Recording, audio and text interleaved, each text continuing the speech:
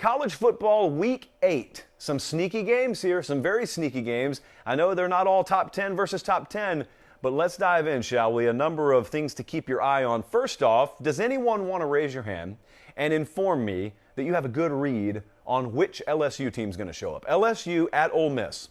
The line has been all over the place. I've seen some 10s. I've seen some 8.5s. Right now we got it at 9 at Caesars. Over under 76. Won't be fooled again there. Actually, this probably is the game that'll fly over the total. So this is the Saturday 3:30 game on CBS. I want to remind you of something. The SEC West still hangs in the balance. Even though you watched Alabama decidedly handle Ole Miss already, you need to remember something. That's the only game Ole Miss has lost. And Bama's already got another SEC loss. So if Bama, let's say, were to down the road lose, Tennessee would be a little bit of a surprise, but if they were to lose to Auburn, Auburn's playing good football right now. We're going to talk about Auburn a little bit later on. You know, if Ole Miss runs the table, Ole Miss will go to Atlanta. So that's still hanging in the balance. So you got that. Then you also have the totally unanswerable question, in my humble opinion, of which LSU team is going to show up here. The Ole Miss run defense the other night. Did you notice this? I noticed because I was standing on the field watching how many times Hendon Hooker and that Tennessee run game seemed to get stuffed, and they couldn't get anything going on the inside. Now, they still ran for 222 yards, but it took them 50 times to do it. That's about 4.4 per carry, but the longest run that Tennessee had against Ole Miss the other night was 26 yards. The reason I mention that, of course, is because LSU just ran for about a quarter to half a mile on Florida. Judging by the rest of the season, don't we have to treat that as a throwaway result? Don't we have to treat that as the exception to the rule? Or, alternatively, am I to believe that the LSU ground game all of a sudden figured things out in week 7 of the season? With the job on the line of the head coach? I don't know. I say all that to say this. The answer probably lies somewhere in between. If LSU's run game last week was a mirage, then I feel really good about Ole Miss here. I also question this. So you would think with the head coach knowing he's out, you would think, well, then that kind of loosens everything up around the program. Some people look at looseness as good. Some people look at it as bad. I don't think there's any way to gauge which LSU team's going to show up, is what I'm telling you. So I would never want to be betting on this game. The model loves Ole Miss. I mean, it thinks Ole Miss is going to cover decisively. I'll go with the model. There's so much variance. Ole Miss could win this thing by 28. They could lose by 3. Wouldn't be surprised either way.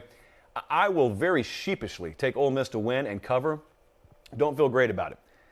Now, the next game is probably the pound-for-pound best game of the afternoon. I have a bias here. It is Oklahoma State at Iowa State. Iowa State is either favored by 6.5 or 7, depending on where you're looking. Now, at Caesars, we can get it at 6.5 right now. Very noteworthy for later in the show. Total, where's it at? About 47. So this is a Saturday 3:30 game Eastern time on Fox. Classic example, guys, when we do the JP poll later in the show, of the age-old adage that you are not always what your record says you are in this sport, in college football. I've never had a problem with it in pro sports. In college, you are not always what your record says you are. But for those of you out there still unconvinced, this is a 2-loss Iowa State team. That's an undefeated Oklahoma State team. You see which team's favored by a touchdown? And you may say, well, Josh, yeah, home field. Okay, well, home field's about 3 points here, max. So subtract it. You've still got 3 to 4 points separating a 2-loss team in front of an undefeated team. Anyway, it doesn't matter if you're Oklahoma State. It just serves as a divider between the rankings conversation and the ratings conversation. Iowa State's 2 losses, though, I bring up the records because of this.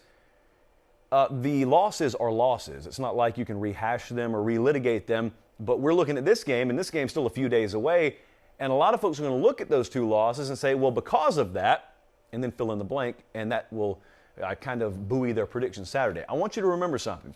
Post-game win expectancy is a great stat to follow, and that basically is taking all the available data that was recorded during a game and then saying, if this game were to have been played out standard style, what would that team's percentage win expectancy be?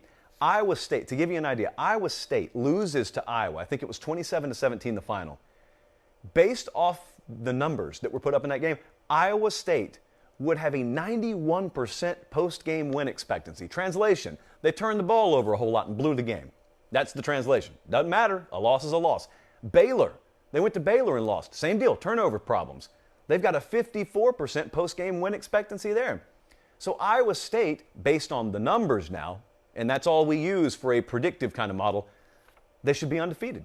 That's what the numbers would say. So the numbers look at this, and our model, for example, looks at this game, and it sees a wider gap than even 6.5 when accounting for home field advantage. Going to be a grinder now, because what I look at is, I look at the fact that Oklahoma State's defense is not giving up much of anything. And so Iowa State, like even though we think there's a bigger gap than that, Iowa State's still got to put points on the board. And I don't know that they're going to be able to just consistently run the ball. Oklahoma State's defense right now giving up about 3 yards per carry. So you know what that means. That means Iowa State's going to have some success through the air throwing the ball. Question for me is on the other side, though. Question becomes, well, how much success are they really going to need? Because as much as Oklahoma State's defense may keep the scoring down, I don't know that their offense is going to be able to do much of anything. We like Iowa State to win. We like Iowa State to cover. It's going to end up being on the Ramen Noodle Express. It's one of our best bets of the week. One of the worst bets is having an itch on the end of your nose as you're live, but it sure beats losing your voice on air. So we'll take it. Clemson is at Pitt. Hey, I want any of you who are cryogenically frozen in August to thaw yourselves. Come to the table. I got some information for you. Pitt is a 3.5-point favorite, or a 3-point favorite, against Clemson. Yeah, in football, that's right, people, in football, they're favored by 3. This game's Saturday. It's 3:30 Eastern Time. It's on ESPN. It's the first time that Dabo and Clemson have ever visited Heinz Field. Dabo said he's only been to Pittsburgh one time in his life. So this is unfamiliar territory in many different ways. Clemson as an underdog. This is playing with your mind, isn't it? A lot of you who bet on this, you've watched Pitt and you've watched Clemson. And you're saying the same thing everyone else is. Pitt is better than Clemson. Like, Pitt's going to beat Clemson, but see, you thought in the back of your mind the whole time you were going to be given points while you bet Pitt. Nope, you got to lay them. And now all of a sudden, there's that voice. I don't know how faint or loud it is, but all of you have, to some degree, that voice in the back of your head right now. And it's saying, Clemson as an underdog. Clemson, disrespect for Clemson. I don't really care. I mean, do you understand what streaks we have currently? Clemson is 0 for their last 7 against the number. Pitt is 6-1 against the spread their last 7. I never talk about those trends because they're largely made to be broken, but I think the trends are going to continue here. Here are the problems that Clemson will really have to overcome if they are to win this game. You know that they're not going to consistently be able to run the ball on this Pitt defense, which means they're going to have to throw the ball to win. Okay, that's basic, that's common sense, but here's the difference. This is a Pitt offense that can force them to trade points. This isn't one of those games where Clemson can afford to sit around and put 17 on the board and just defense their way to a win. I'm not saying Pitt's going to get to that average they have right now, 48 points per game, but I am telling you it's going to be somewhere between 17 and 48. Pitt can score. If I'm Clemson, I'm thinking to feel safe winning this game, I'll probably need 27 and 28. Do we feel confident they're going to get there? And maybe more than that, but do we feel confident they're going to get there? I don't. So I don't feel good about them trading points. I don't think those dynamics, those psychological, Clemson's an underdog dynamics work because they were an underdog in week 1. Or actually, they weren't. So it should have worked the opposite way. It didn't. Forget what I just said. That made no sense. This is not going to matter. Like, I think Pitt is 3-point favorite here. I like them by way more than that. So I'll take Pitt to win. I'll take Pitt to cover. I don't worry about anyone overlooking anyone. None of that stuff even works its way into the equation. Southern Cal is at Notre Dame. This is a Saturday 7:30 Eastern Time game. This one's on NBC. Weather alert. One of our first of the season. Weather alert. I don't know that any precipitation is expected. I just want you to know that a bunch of kids who have already lost their head coach from Southern California are going to be playing in temperatures at kickoff mid-40s, low to mid-40s. It doesn't sound fun, and I'll tell you what really makes it sound less fun for Southern Cal. They have no interest in stopping the run, and Notre Dame has every intention of running the ball on them 45, it could be 50 times if they have to. So this is a rested Notre Dame team. They are refocused. They've still got all their goals in front of them largely. They're 5-1. Good stretch run here. You take your chances. You never know what could happen. Because of those factors, I think this is pretty academic. We love Notre Dame. It was our best bet of the week, still is. Can't believe this thing's still available at 6.5. We think Notre Dame wins this by double digits, so we'll take the Irish to win. will take the Irish to cover. And I think coming out of this game, if that were to happen, you'll have some people, especially if they get quarterback figured out, if they look like they have a plan and then they execute it at quarterback in this game, because they've been using 3 of them. So if they do that in this game, that'll be sort of the sneaky water cooler conversation. It'll be, Notre Dame, you know, it took a little while, but maybe they got their act together. Hey, Notre Dame's not that team you want to be playing right now. There's one of those every year. It could be Notre Dame this year. And lastly, maybe the best line of scrimmage game of the day. Think about this.